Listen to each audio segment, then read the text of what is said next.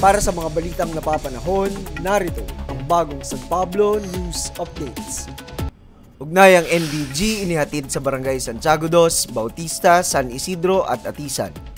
Patuloy sa paghahatid sa mga barangay Santiago II, Bautista, San Isidro at Atisan ang ugnayang NBG o Nasa Barangay ang gobyerno na programa ni Mayor Najib B. Gapangada Jr. Katuwang ang mga departamento ng pamahalaang lokal ng lungsod ng San Pablo.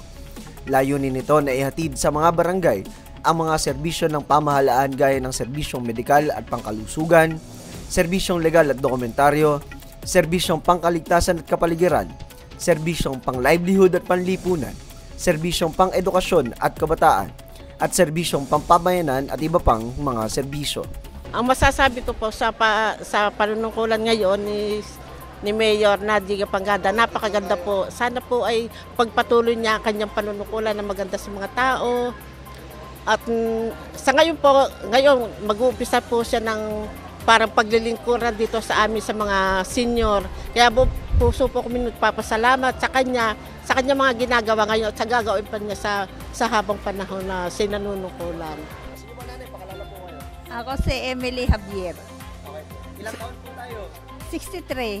Taga saan po? Taga San Isidro. Okay po. Ano po yung masasabi natin dito sa ugnayan sa mga barangay? Ay, ayos naman para sa akin. Dahil nakakatulong sila sa tao. Sa 100 Araw po. araw na panunungkulan ni Mayor Najib Gapangada, ito, marami naman siyang nagawang para sa mga Pilipino, sa mga taga San Pablo. Okay lang, para sa aming mga mahihirap, katulad nito, libre.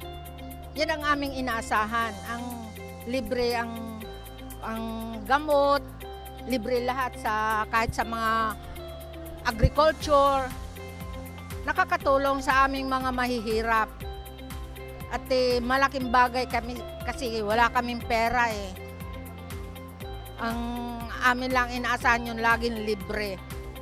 Marami pong salamat.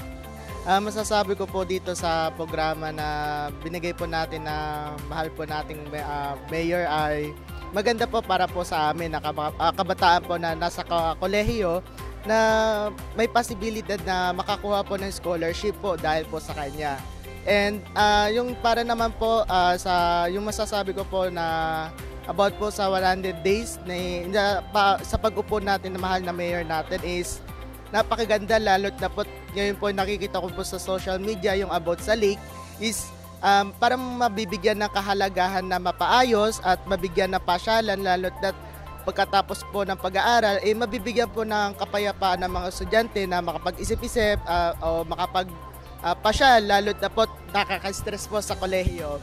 Kaya lalo't na po sa mga matatanda po na nabibigyan ng libreng serbisyo po para po sa pangkalusugan at lalo na po sa mga clinic na maliliit po ay nabibigyan po ng libreng kagamutan. At yun lang po masasabi ko. Since nakikita po natin na ang ating mayor is bago nga after many years, ang dami pong naging projects agad kahit 100 days pa lang po ang Mayor Najib. And ang dami rin pong natulungan ng mga senior citizens na nahihirapan na even bumibisita po sila sa mga barangay para po makapagpa-check up yung mga senior citizens, and which is natutulungan po nila and nabibigyan po nila ng mga gamot na kailangan ng mga senior citizen. Kinagalak naman ng mga mamamayan ang paglalapit ng mga pangunahing serbisyong ito sa kanilang barangay. Patuloy naman ang panawagan ni Mayor Najib sa mga dumalo na makiisa sa kanilang barangay sa pagsusulong ng mga programang pangkaunlaran at pangkalinisan. Ito pong mga ama ng barangay natin, napakahalaga po sa setup ng government ng ating Luzon na San Pablo. Pagkat ang budget po natin ay inihahanda natin na ang ating paunlarin at pa-assessment ng gusto ay ang ating mga barangay. At yun po'y mangyayari siyempre sa mabuting pamumuno ng ating mga barangay chairman.